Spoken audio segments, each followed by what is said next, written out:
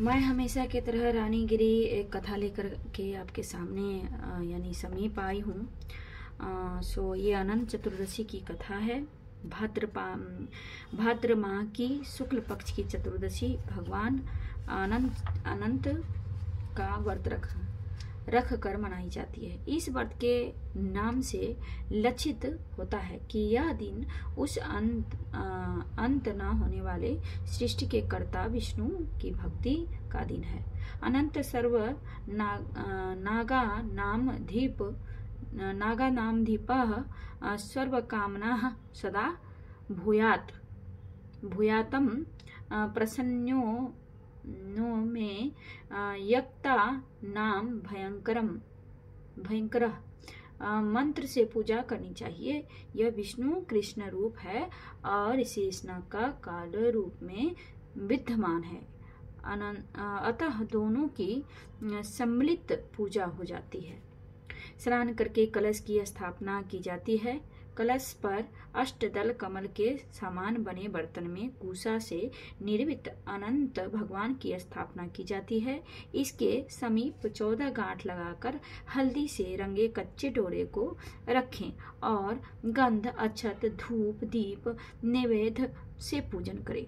तत्पश्चात अनंत भगवान का ध्यान कर शुद्ध अनंत को अपनी दाईं भुजा में बांधना चाहिए।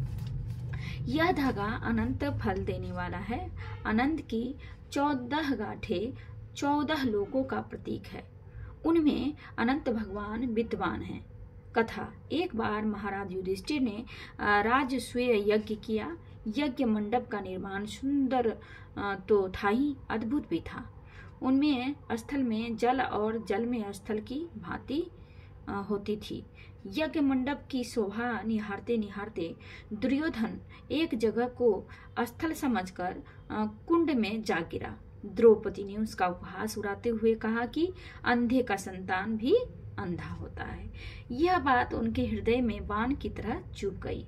कुछ दिनों बाद इसका बदला लेने के लिए पांडवों को हस्तिनापुर बुलाकर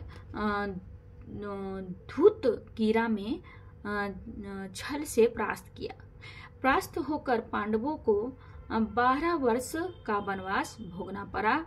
वन में रहते हुए पांडवों को अनेक कष्टों को सहना पड़ा। एक दिन वन में युधिष्ठिर से मिलने भगवान श्री कृष्ण जी आए। युधिष्ठिर ने उनसे सब वृतांत कह सुनाया और उसे दूर करने का उपाय पूछा। तब कृष्ण ने उन्हें भगवान अनंत का व्रत करने को कहा। इससे तुम्हारा खोया हुआ राज्य भी प्राप्त हो जाएगा। इसके बाद कृष्ण ने युधिष्ठिर को एक कथा सुनाई। प्राचीन काल में सुमंत नाम के ब्राह्मण के एक सुशीला नाम की कन्या थी। बड़ी होने पर ब्राह्मण ने सुशीला का विवाह कौंडिल्य ऋषि से कर दिया। कौंडिल्य ऋषि सुशीला को लेकर अपने आश्रम को चल दिए। रास्ते में रात हो जाने पर वे नदी तट पर सनध्या करने लगे। सुशीला ने वहां पर बहुत सी स्त्रियों को किसी देवता की पूजा करते देखा।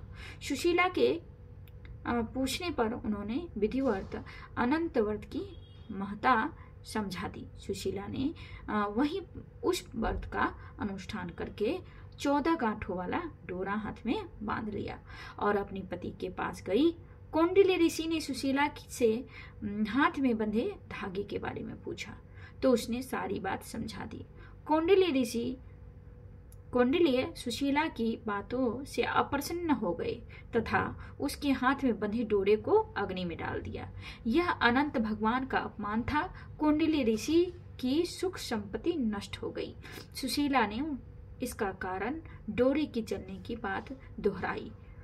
पश्चाताप करते हुए ऋषि भगवान अनंत की खोज में वन में चले गए। जब वे भटकते भटकते निराश होकर गिर पड़े और बेहोश हो गए तो भगवान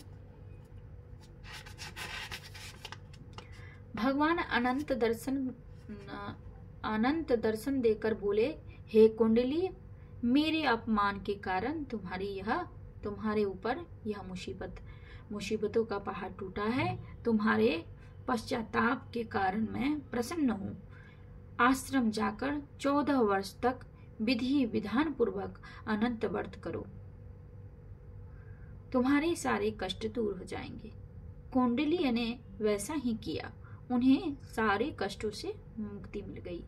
श्री कृष्ण जी की आज्ञा मानकर युधिष्ठिर ने अनंत भगवान का व्रत किया। इसके प्रभाव से पांडवों को महाभारत युद्ध में विजय हुआ। तो ये था अनंत चतुर्दशी की कथा। धन्यवाद आप सभी को मेरा कथा सुनने के लिए। Thank you so much. Radhe Radhe.